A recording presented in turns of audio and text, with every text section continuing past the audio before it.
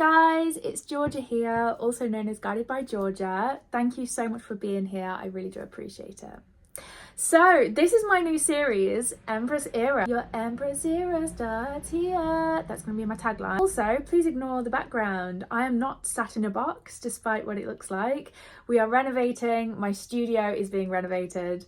But I am going to try and get something a little bit nicer than this, because this is not giving Empress vibes whatsoever. So today's episode on Empress Era is how to manifest like an Empress. So the Empress archetype, she is the embodiment of abundance. She is Venus, she is radiant, and she does not chase, she attracts. And so I made this whole series to teach you how you can manifest effortlessly and glow up at the same time, just like the Empress. There are three key components to this, which I'm going to cover in this video. The first one being your nervous system regulation, the second one being your sense of self-worth, and the final one being your ability to receive. You know what? I'm actually going to put on a little bit of lip gloss for the occasion. Oh yeah, that's better. We've also got our Disney princess mug, which says, "You are never too small to shine." True, true, Snow White. So what is your nervous system?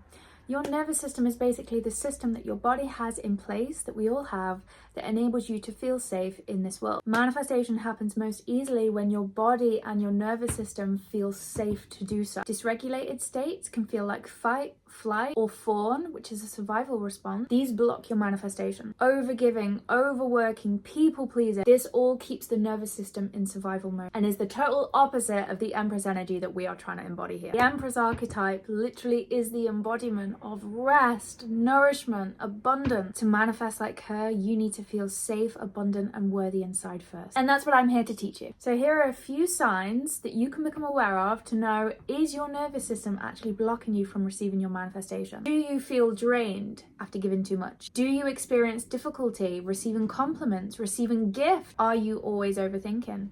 Are you always chasing outcomes? Are you emotionally reactive when something doesn't go your way or when something doesn't go to plan? Do you feel at all undeserving of wealth, abundance, or success, or even love? If any of those feel familiar, your nervous system is hijacking your manifestation power. How do we shift all that energy if that is the case? Deep breathing exercises that ground and regulate the body. In fact, let's do one now, shall we? So we're gonna breathe in 4.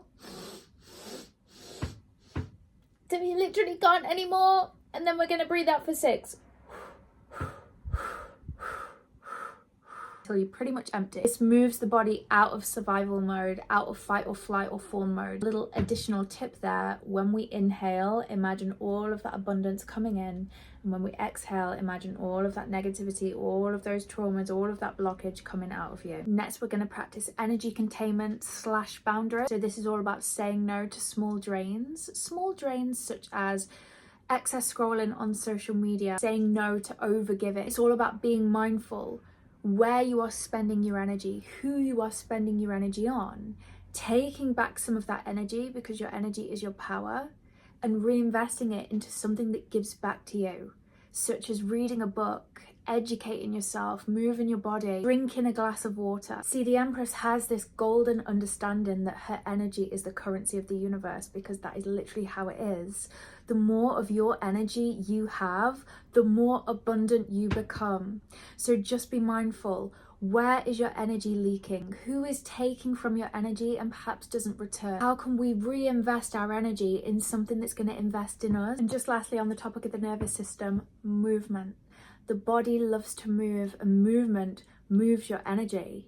So when we're feeling either stagnant or anxious or depressed or overwhelmed, moving your body shifts that energy. And you don't have to be an athlete, you don't have to be a dancer. Just do what feels good for you. Sometimes like literally shaking off energy, brushing energy off your body, or yoga if you are into more advanced movement like that. That's great. Shift that energy. And to be honest, as somebody who has had a severely dysregulated nervous system, and even now I do still struggle from time to time, because healing is a continuous journey, as many of you know, I've found that being mindful really helps. Like being mindful of the nervous system in itself, it just really helps, because I always think when you are aware of what your triggers are and of how your body is reacting to something, that mindfulness in itself is healing, because it almost allows you to take back control and power. When we believe that something is out of our control, out of our hands, well, then there's nothing we can do about it if that's really what we believe. So putting the power back in you by having that conscious awareness, for me, that has really helped. Moving on to the second segment, your sense of self. And this is why I do what I do, because there are so many women, especially mothers, but not just limited to mothers, who think that they are just a mum, just Georgia. That's who I used to believe I was. All women have such, I can't even verbalize it, women have so much power within them. And it's been silenced over years and years and years of conditioning from society, from social media now especially. People don't believe, women don't believe in their power. But the thing is, our brain sends out this invisible signal that tells the universe, that tells reality what we believe we are. And I know I bang on about it, but this is how manifestation works. We attract what we are. So that invisible signal that is going out there, it's attracting back exactly what you believe. So if you have a scarcity mentality, or if you have low self-esteem, if you have a low sense of self, if you don't believe in your power, your reality will be a direct reflection of that. And so that's why I literally have created this entire series. This is why doing the work is so important, because we can't manifest if we don't believe we're worthy of it. Now, the biggest thing that has worked for me with shifting my identity from just a mom or just Georgia to Empress era alignment is showing up through action, because the universe responds to action. Your actions, your daily behaviors, whether they're big actions and big choices or little ones, little routine choices, little things that you probably don't even notice until you bring your awareness to them, they communicate who we are.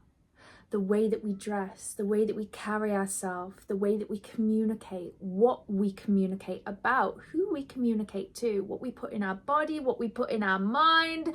I could go on. All of these little and big things communicate who we are. And so to make change, I like to say, we have to make change, right? So I started by switching up my routine. I started dressing as the version of me that I wanted to be. I started taking an extra 10 minutes for me in the morning after getting the kids ready. Just put on a teeny weeny bit of makeup. I'm not saying that you have to wear makeup to feel good, but for me, that really helped. I felt a little bit more confident putting on my lip gloss, just like I did at the beginning of this video. Little things like that, changes to your habits. I started working out, that helped me feel confident. I started reading books instead of scrolling for hours on social media. That made me somehow feel a little bit more intelligent. Small switches make phenomenal big shifts in your 3D reality. But hey, all of those things that I just said, they're physical things, aren't they? External things that you can do to start embodying your Empress era.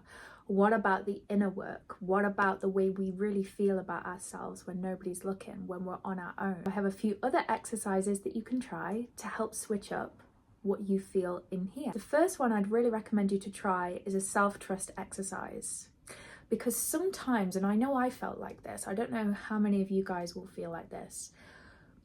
I realized I used to have a belief that I didn't really trust myself. I didn't really trust myself to make decisions. I didn't really trust myself with money. Like, I didn't believe that I was capable of having the life that I wanted, really, when I looked at my habits and I looked at my mentality.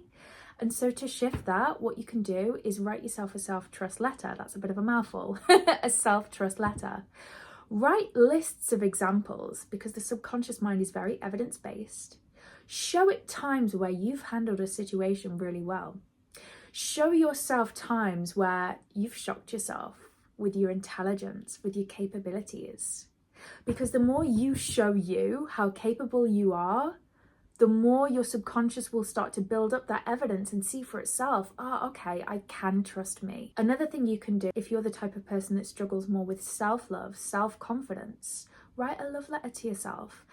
I also did this for myself, and it really, really worked. I wrote the most romantic love letter that anybody could ever write for me, to me, for me. And it made me feel beautiful. It went something along the lines of, "Dear Georgia, I think you're the most beautiful, radiant, ethereal creature that has ever walked the earth." Like, seriously, go to town, go over the top. Even if you don't really think those things about yourself, write them down anyway. Write as if your dream crush or your partner, like whatever your situation is, pretend it's from them. What would you want them to say about you? Well, say it to you from you. And with a little bit of consistency, with a few little shifts, your life will start shifting, because you will start embodying your Empress era, and you're going to start actually remembering who the fuck you are. Now, lastly but certainly not least, the last segment, how to feel safe in receiving. Again, I used to really struggle with this. I used to bat off anybody that would ever compliment me. Somebody would say, "Oh yeah, that's a nice dress." "Oh no, this old thing." Somebody would try and buy me a coffee, whether it's my mom, whether it's my friend. "Oh, I'll get this." No, I'll get this. I would fight. I would fight anybody that was trying to give me anything. And that comes from a place of not wanting to be a burden to other people. It comes from a place of wanting to please, sometimes wanting to please, wanting to be liked, or not wanting to be a burden. And usually all of that stems back to what you learned in childhood. For me, and she won't mind me saying this, I think a lot of that I had, it stemmed back to the way that my mum used to show up. I used to see my mum people pleasing. I used to see my mum batting off compliments, batting off anything that anybody would try and give her. I remember seeing that as a child, and so I embodied that. So it's just really worth reflecting on what type of behavior was modeled to you as a child. For others of you, it might come from a place of not feeling safe receiving. Some of you may have had a childhood where you'd take help, you'd take a favor, you'd take a gift from somebody, but then you were made to feel chronically guilty for doing so. That in itself is going to create a very rigid belief system and a very unsafe feeling in receiving. And like I said earlier, self-awareness really is the key to making change, because when you are aware of where it comes from, the light of consciousness, as I like to call it, is so healing, because it puts you back in control. And a way in which you can practice feeling safe in receiving is through working against that fear.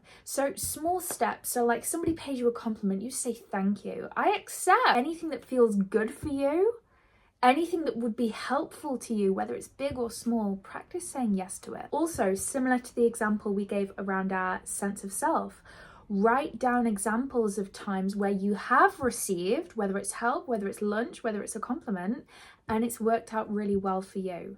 Again, evidence shows the mind that it is in fact safe, that it is in fact possible. And I know, putting all of this information together, it all sounds overwhelming. It all sounds like you've got to change your life to change your life. But actually, you don't have to do all of this at once. You literally don't have to make humongous changes to make changes in your life.